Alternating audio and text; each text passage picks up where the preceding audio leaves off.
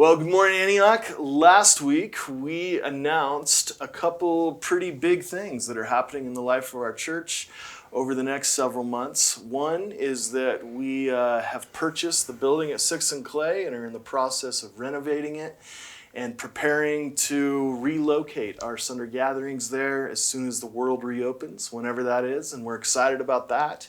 And the second announcement is that we are getting to be part of a church planting endeavor.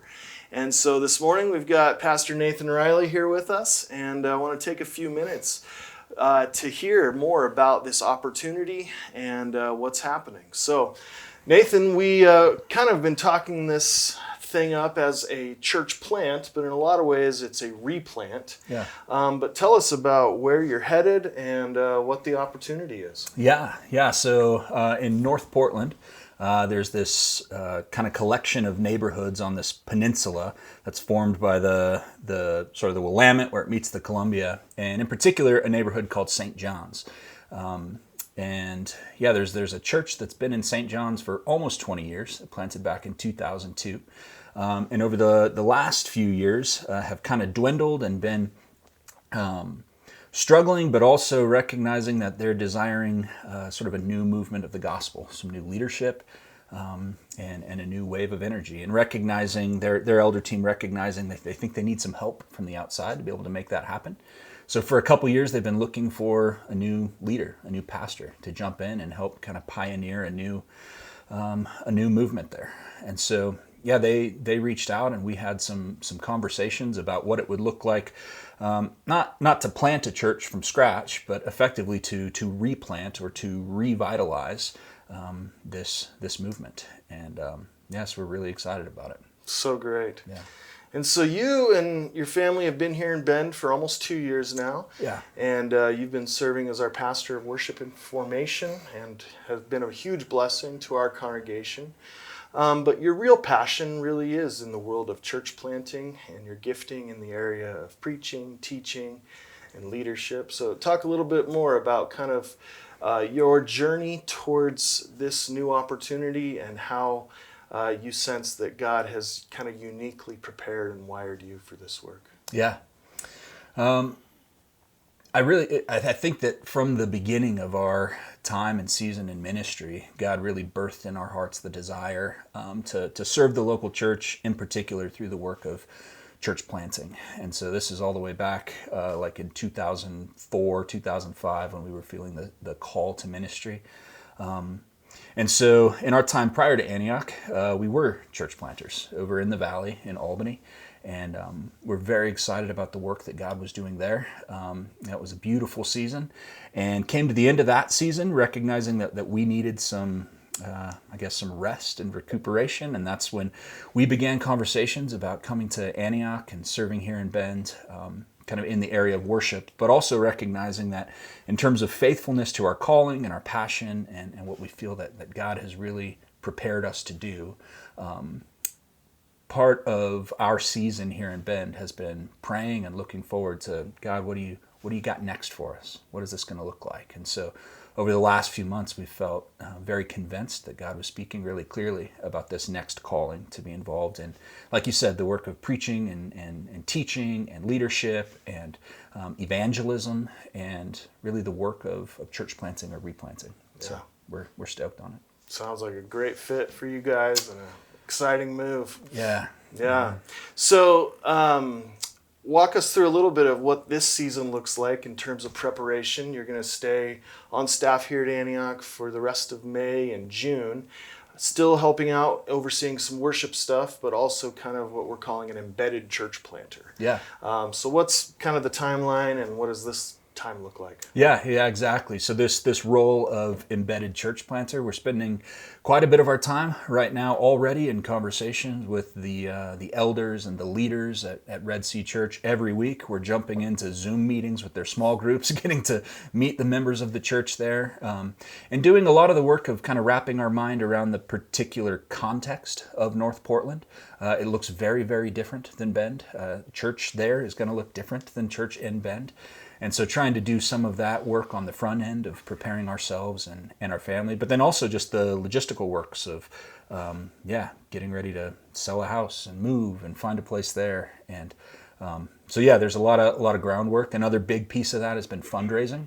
So Red Sea Church that we're moving to in St. John's, it's a very small church, maybe 40 to 50 people. And as a result, we're needing to do some fundraising to help bring in some support from the outside to be able to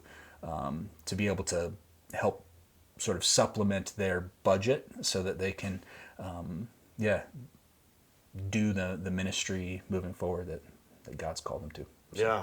So it's a lot of work to do in the next month and a half. It is a lot of work, yeah. And so one of the things that Antioch's so excited about is, the idea of multiplication in general that is kind of intrinsic to the gospel, that disciples make disciples, leaders make leaders, churches make churches. And so we're stoked to be involved at that level, but also at a relational level. Of course, you and I go way back. We've been friends, ministry partners in various contexts. But in a lot of ways, what we're seeing is an opportunity to continue to partner in ministry in a whole new way, kind of our church here in Bend and the new replant in Portland. And so Antioch is committed as a church to a significant amount of the funding that you're going to need.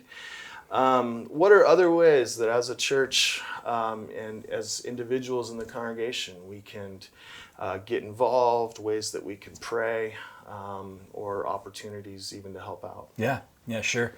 I think one of the big ones right off the bat is prayer. And so if the church can set, I don't know if it's reminders on their phone or what, but be praying for us regularly, that's huge. In particular, one of our biggest prayer requests at this moment is we're needing to sell our house. And so I would even throw that out to the community of Antioch. If somebody's looking to buy a house or knows somebody that is and wants to put them in touch with us, that would be amazing. Totally. But we've got to be able to sell our house in order to move into the neighborhood where we're going to be doing ministry. And so that's a huge prayer need. Yeah. And then I think the other one that is a really exciting opportunity to throw out there would be for the members of Antioch to prayerfully consider what it might look like to join us in the mission. Yeah. So I would say if there are members of the community that have considered the idea of moving to the greater Portland metro area, or members that feel particularly called to the context of North Portland, which is, if we're honest, it's kind of a rough neighborhood. Historically, one of the rougher neighborhoods in the Portland area. It's incredibly diverse racially and socioeconomically. It's a place where there's fairly high levels of poverty and crime, and it's going to be a tough context, but a context ripe with opportunity for the gospel and for Jesus' reconciliation to break in and restore stuff. So we're stoked on that. And I would say to the congregation, if that speaks to your heart, or if you feel like you want to come and be a part of a new movement of the gospel, planting a new church, man, we would love to talk to anybody that's interested.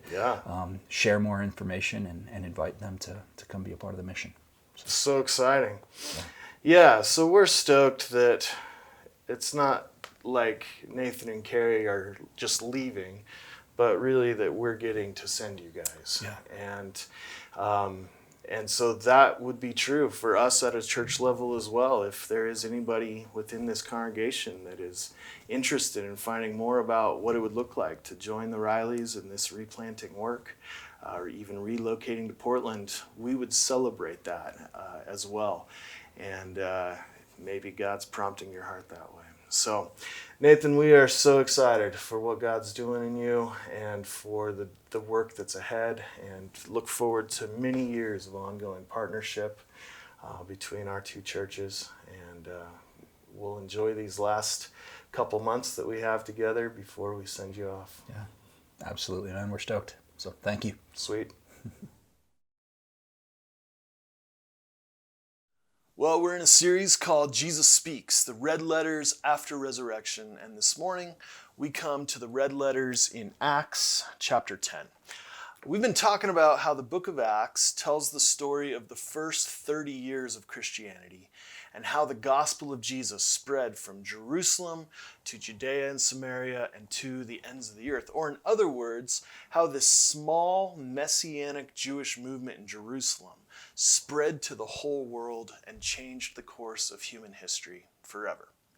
One of the major plot points in the story is when Christianity first spreads among non-Jewish people. And it all starts with a Roman centurion by the name of Cornelius. In the beginning of Acts 10, we're told that Cornelius was a God-fearing man who gave generously to those in need and who prayed to God regularly. And at one point, Cornelius has this vision, and an angel from the Lord tells him that God has heard his prayers and has a special mission for him. And the mission for Cornelius is to send some of his men to a city called Joppa and to find a guy named Peter and to bring him back to Caesarea. And like a good soldier, Cornelius follows God's orders and sends his men to go find Peter. So that's where we pick up the story in Acts chapter 10, starting in verse 9. While Cornelius' men are on their way to Joppa, Peter has a vision.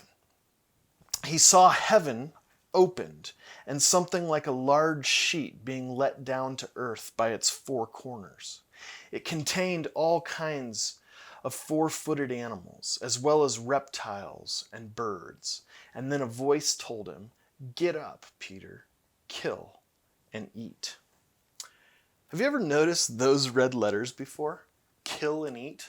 When we think about the teachings of Christ, I don't think most of us think about Acts 10:13, but this is every carnivorous Christian's favorite one of Jesus' commands, especially where I came from. You guys know I grew up in a tiny redneck timber town in Western Oregon, where opening day of hunting season was basically a sacred holiday. In fact, my senior year of high school, I was on the football team and we made the playoffs, but our starting quarterback drew an elk tag that fall, so he ditched our last game of the year to go hunting. And pretty much everybody in the town was like, yeah, that makes sense.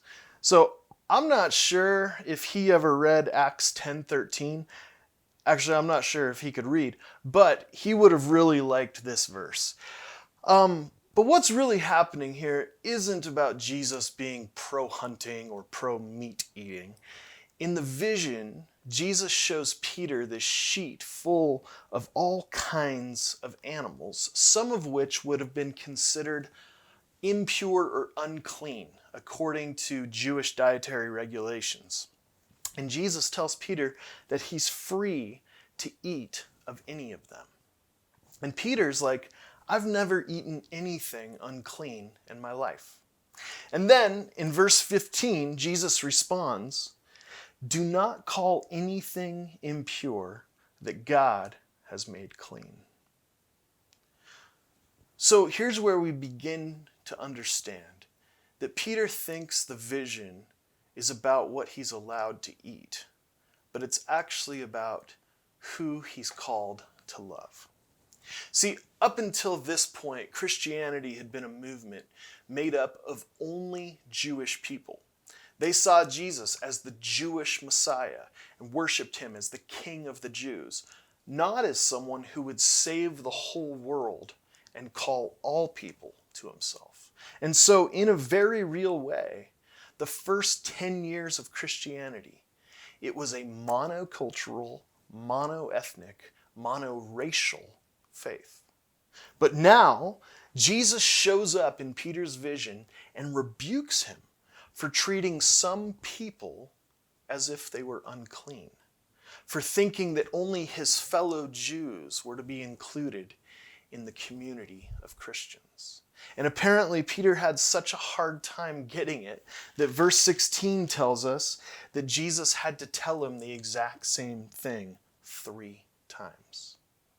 And then starting in verse 17, Cornelius' men, these 3 non-Jewish messengers, arrive, and Peter starts to understand that Jesus was calling him to preach the gospel to the Gentiles. And so Peter goes with Cornelius' men back to Caesarea, And when Peter and Cornelius finally meet, they tell each other all about the visions that God had given each of them. And that's when Peter gets the chance to share the gospel, the good news about Jesus, with Cornelius and his entire household.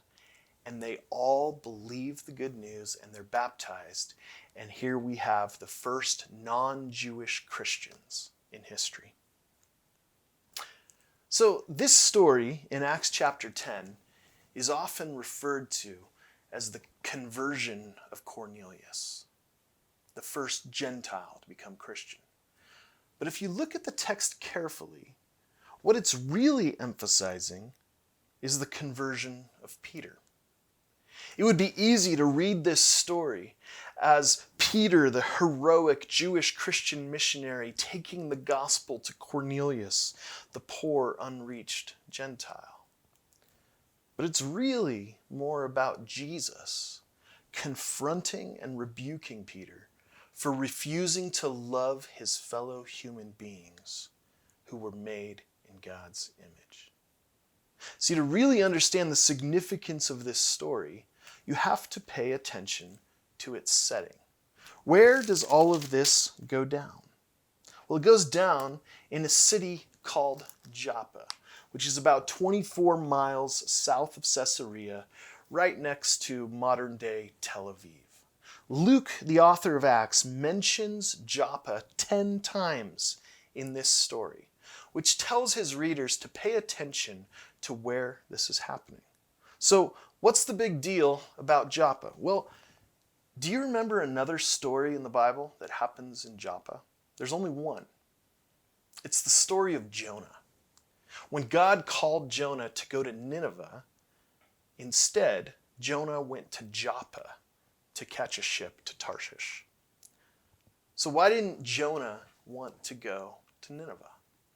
Well, we know it's because he despised the Ninevites, and he didn't want God to show them mercy. So Jonah was a Jewish prophet who had compassion on his fellow Israelites. But God was asking him to see the other and to extend his love and his care to those who were different, of a different culture, a different race, a different ethnicity. But Jonah said no, and he went to Joppa instead. And so Luke wants his readers to begin to make a connection between Peter's story and Jonah's story. How many times does Jesus show Peter the vision of the animal? 3. And think about Peter and the number 3. When Jesus is arrested, how many times does Peter deny knowing him? 3. And then after Jesus' resurrection, when he appears to Peter at Galilee, how many times does Jesus ask Peter if he loves him? 3. So 3 is a special number for Peter. It's a number of denial and restoration. It's a number of second chances, a number of grace, a number of new beginnings. And so when Jesus appears to Peter 3 times in this vision, it's a conversion story. Peter is once again being converted to Christ. So again, I would argue that this story is more about Peter's conversion than the conversion of Cornelius.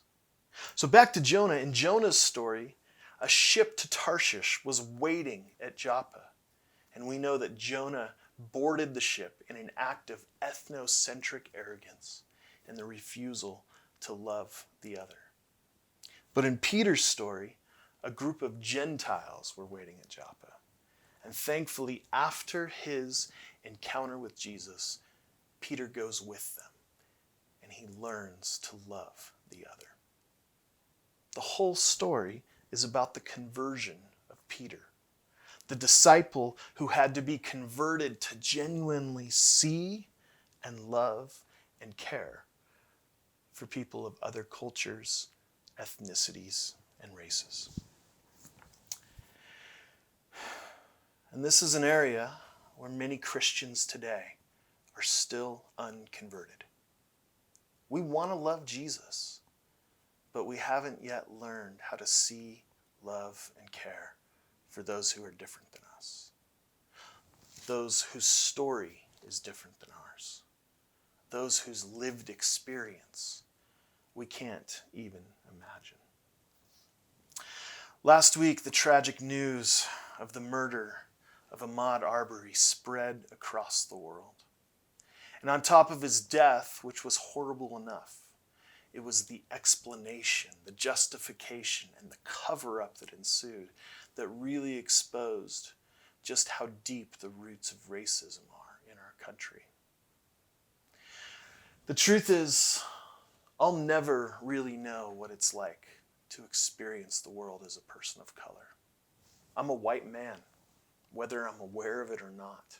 My whiteness shapes every part of my life and the way that I see the world. But Jesus wants me to see the world in a new way. Just like he did with Peter, he wants to give me a new way of looking at those who are different than me. He wants to convert me to be a person who can genuinely see, love, and care for those of other cultures, ethnicities, and races. I'll never truly understand what it's like for my African American friends to grieve yet another lynching of one of their own. But I think Jesus wants me to try. Try to see what they might be seeing. Try to imagine what they might be feeling. In fact, Jesus' most famous teaching, the golden rule, do unto others as you'd have them do unto you, this is an invitation to imagine being another person. If I were black, or Asian, or undocumented, or poor, or disabled, what would that be like? How would I want to be treated? And if that's our model for love, then followers of Jesus should be constantly assuming the posture of listening and learning from those unlike us, especially those on the underside of power. Of course, Jesus doesn't just call us to this kind of love. He's the very embodiment of it. See, we were once strangers and enemies of God, but Christ came to us, lived among us, and shared in our suffering, and ultimately laid down his life for us. So Antioch, may we go from here as Jesus reveals the unconverted places in our lives. And may our hearts be turned towards him and towards the world that he loves as we pursue peace and justice for all people everywhere.